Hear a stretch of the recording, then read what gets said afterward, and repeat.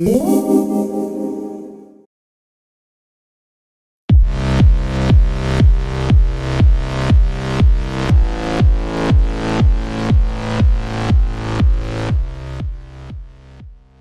you compare the technology of yesterday with today, two important factors become apparent. First, systems have become faster and more reliable, and second, they have become thinner and lighter. To be sure, having a system that doesn't weigh down a backpack like a ton of bricks is a great feature of modern design and highly desirable. But has the tech industry become obsessed with thinness to a fault? Looking at technology of the 80s and 90s, it was clear that shrinking the design of portable technology was critical. Systems back then were rightly called luggables because they really weren't portable so much as transportable. It wasn't realistic for users to have these systems over their shoulders for a long period of time and forget about using one of these systems on an airplane.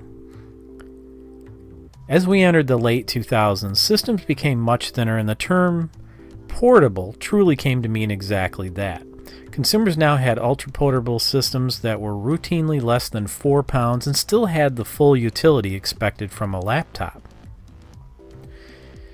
But now, the industry is stuck in a rut of one-upmanship. Every week, it seems, we hear about how this system is now the thinnest or that system is now the lightest.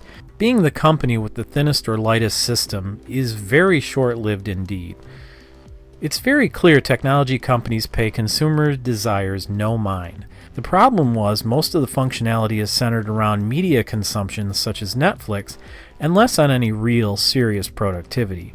Tablet sales spiked initially, but in recent years have fallen dismally. The reason for this still eludes the industry but is very clear to the discerning consumer. Even though Google churns out Android version after version, almost nothing has changed as far as utility. The user is still presented with the same stale options they had before with minor evolutionary design in the OS and applications. One only has to look at the top 10 apps in the Android or Apple Store to see how little has truly changed. What did change in tablets? It probably comes as no surprise to you that every tablet that has been released is thinner, lighter, and has smaller bezels than its predecessor. Yet tablet sales continue to plummet, and we still haven't seen the bottom yet. The industry doesn't seem to understand that although a thin bezel might look nicer, it's complete anathema for the end user. Where before there was a safe space around the edge to comfortably hold a tablet, this has now been replaced with a thin, nearly useless bezel design. Consumers know what they want: ever-increasing usefulness of the base operating system and more productive and useful apps. To be sure, leisure is just as important here. Games are also an important segment of the application ecosystem. Consumers expect just as much from their laptops, tablets, and ultraportables. Lately, the tech industry's obsession with thinness has taken on a dangerous turn. A recent investigation into the Galaxy Note 7 exploding and burning phones show that it was Samsung's desire to obtain the thinness crown that led to the downfall of its flagship phone. As a portable device is used, the battery expands as it discharges. The accepted tolerance for expansion between the battery and chassis in the Note 7 should have been 0.5 millimeters, but it had none. As the battery expanded and warmed while discharging, it lacked sufficient headroom to expand. The results were disastrous. The negative and positive layers inside the battery came into contact, releasing all the massive stored energy in the battery in a fiery explosion. Since the user lacked any real control over the design flaw, fires happen at the worst of times, including on an airplane and inside homes. Some consumers lost all their worldly possessions for the sake of the thinnest, lightest, bezel-less device. The worst part of this sad tale is how Samsung carefully tried to cover up the problem, even going so far as releasing a firmware update to limit charging to the phone in hopes of stopping the destruction. While some stories are terrifying, others are downright comical.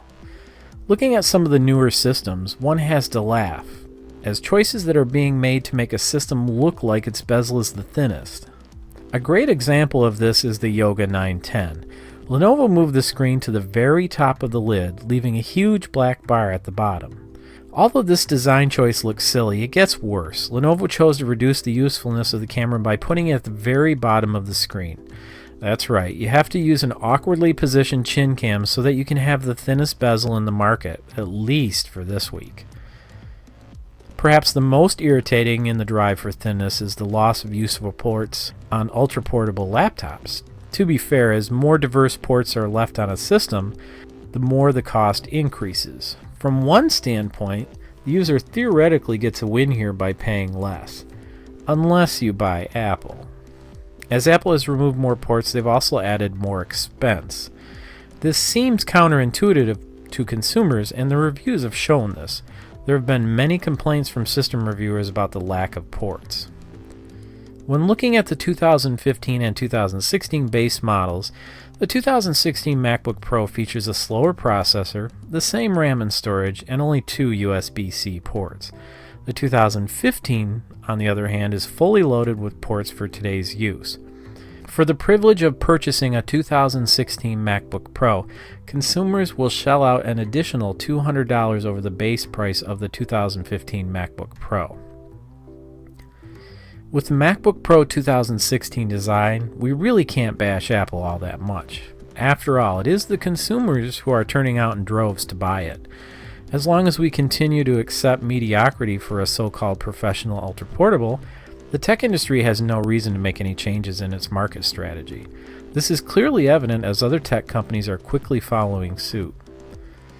Let's just hope we don't pay with our lives in the pursuit of the thinnest, sexiest design. As always, thank you for watching. If you enjoyed this video, please take a moment to subscribe and share. If you really enjoyed it, give it a like and drop me a comment. See you next time on Fast Gadgets.